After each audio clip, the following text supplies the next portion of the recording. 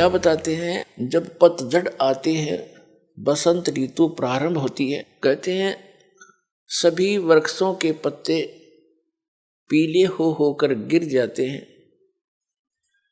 ये समझो कि जब, तो उस समय का वर्णन बताते हैं, हमारे ऊपर लागू करके बताते हैं कि जैसे बालक है छोटा सा, युवा हुआ, फिर वृद्ध हो गया, सफेद बाल हो गए, तो सफेद बाल हो गए तो यूं सोच ले भी टिकट कटने वाली है, कद्दे कट जाए, ये पहचान है, और हम फिर भी परवाह नहीं करते।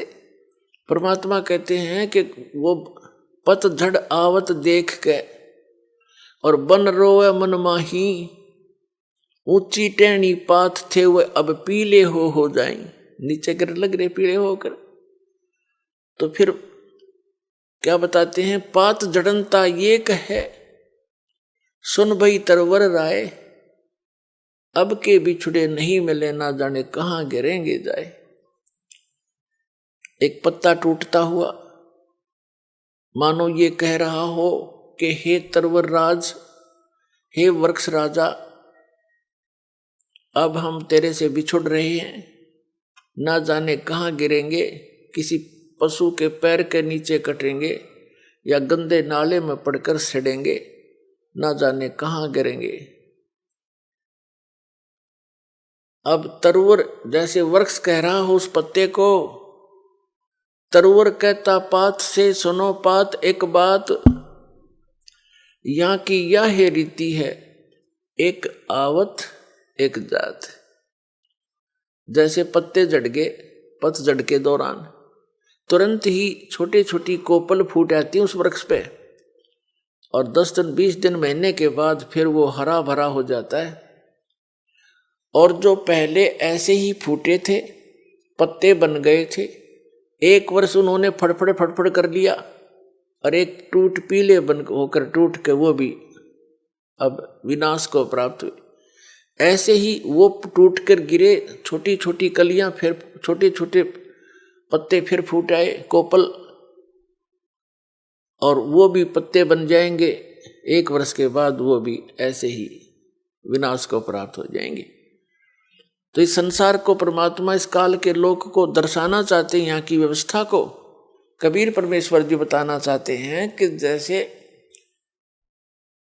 बच्चे का जन्म हुआ, फिर युवा हुआ, विवाह हो गया, उनके संतान होगी, छोटे फिर बच्चों के भी संतान होगी, अपनी मृत्यु निकट आ गई, पोता पोती बच्चे अपना वो कोपल फूट आई, वो बूढ़ा मर जाएगा, बच्चे जवान हो जाएंगे, फिर वो मर जाएंगे, फिर उनके जवान हो जाएंगे।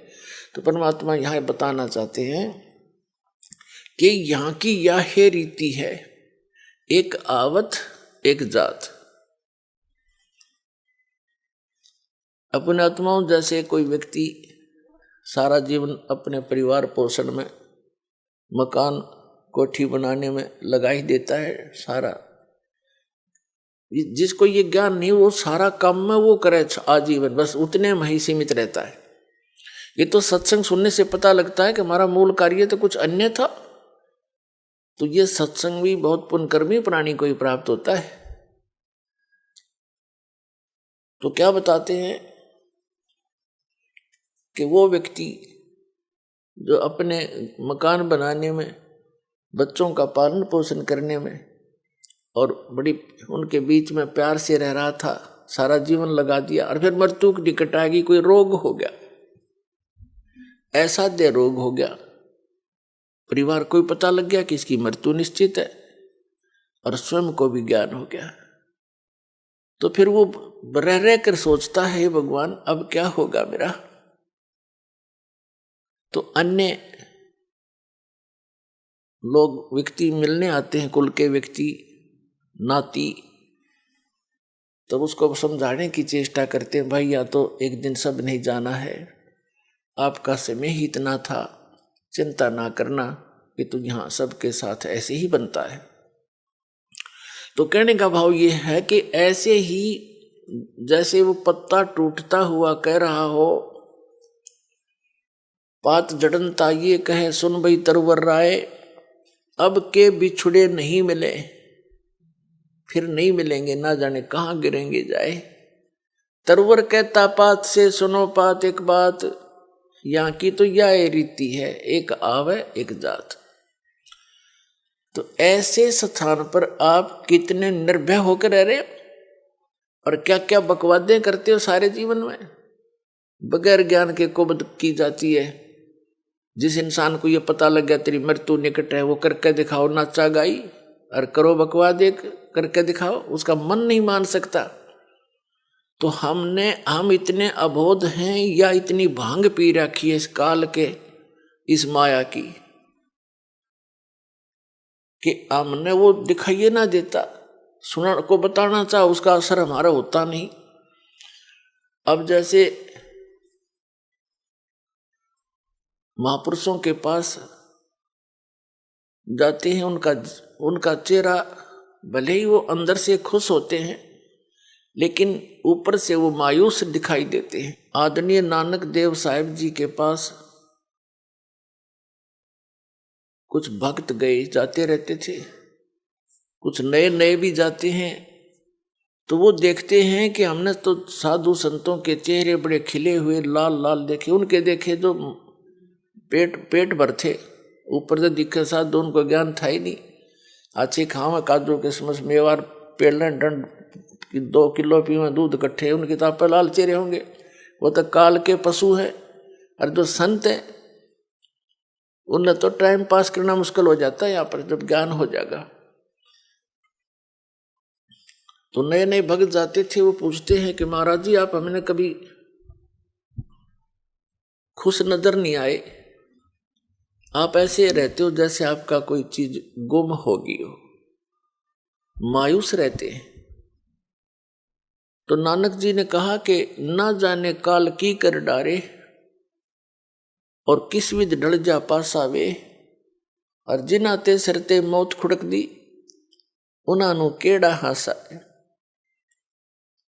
कहा करते महात्मा कि तुमने ज्ञान कौन बालको, हमें अपनी मौत दिखाई देती है।